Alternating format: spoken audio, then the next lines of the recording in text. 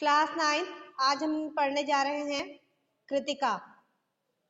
ठीक है, कृतिका का अध्याय 2 मेरे संग की औरतें। ये हमारी पूरक पुस्तक है और इसमें साहित्य कथा के रूप में है, कहानी के रूप में है। तो आज हम इसके क्वेश्चन आंसर पढ़ देंगे, कैसे इसके प्रश्न हैं और कैसा इनका, किस प्रकार इनका आंसर है।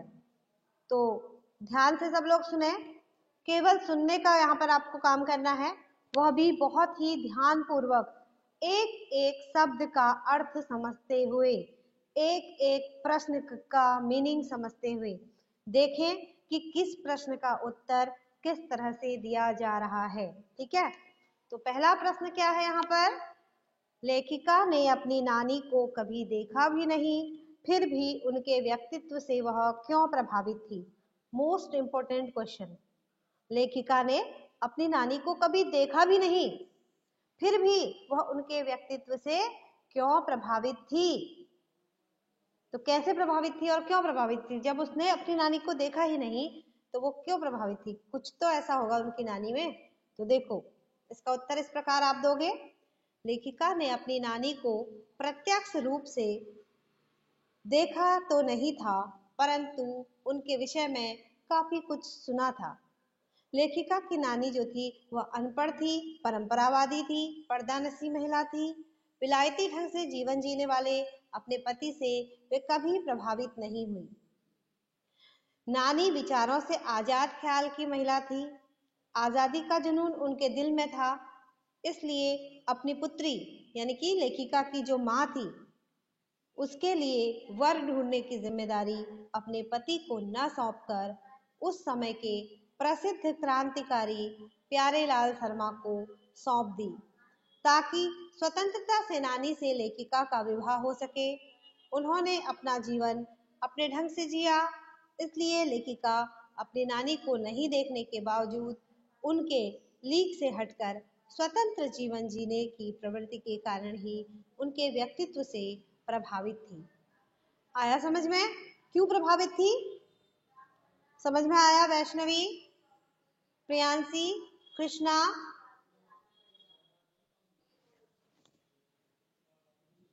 जितिशा, सागर, प्रियांशी जोशी, तरन्नुम तकल्लुम, सागर वीडियो में आओ बेटा। सागर कहना ना पड़े मुझे बेटा, दोबारा वीडियो में रहो। आया समझ में क्वेश्चन का आंसर? लेखिका की नानी ने उन्हें कभी देखा भी नहीं था, फिर भी उनके व्यक्तित्व से वह क्यों प्रभावित थी। अच्छा चलो बताओ मुझे, एक एक करके मुझे। सागर थोड़ा सा एक दो लाइन जो भी पॉइंट तुम्हें समझ में आए वो पॉइंट बताओ बेटा, क्यों प्रभावित थी उनकी नानी।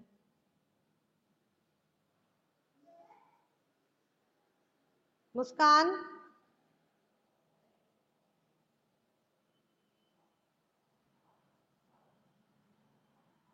बताओ बेटा।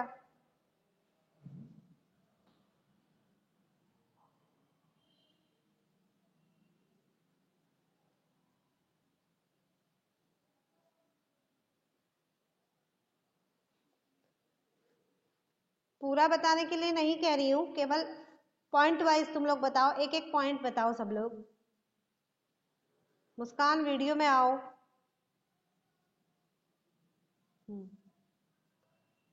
अनम्यूट योरसेल्फ मुस्कान।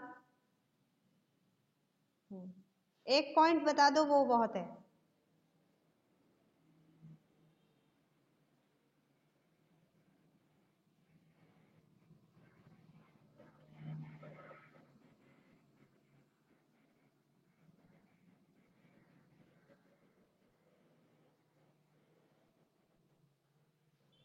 हाँ बिल्कुल सही बेटा, ठीक है। तरन्नुम तकल्लुम, आप लोग बताओ बेटा, एक एक लाइन बताओ, कौन सा पॉइंट आपको इसमें ज्यादा बेटर लगा और कौन सा पॉइंट आपको समझ में आया।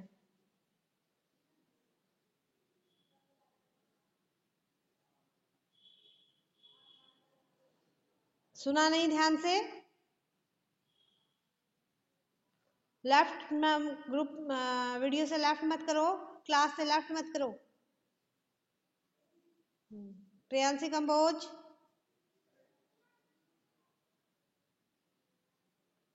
कंबोज बेटा, Priyanshi, tell me fast, unmute yourself. समझ में आया आपको? तो बताओ।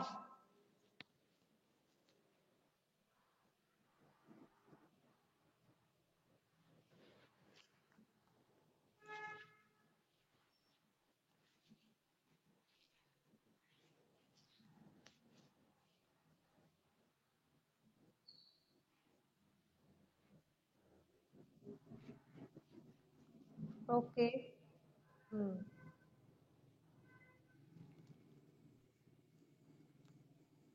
ठीक है बेटा, ठीक है, चलो ध्यान। लेकिन इसके लिए आपको थोड़ा और पढ़ने की आवश्यकता है। टू द पॉइंट आंसर लिखना है।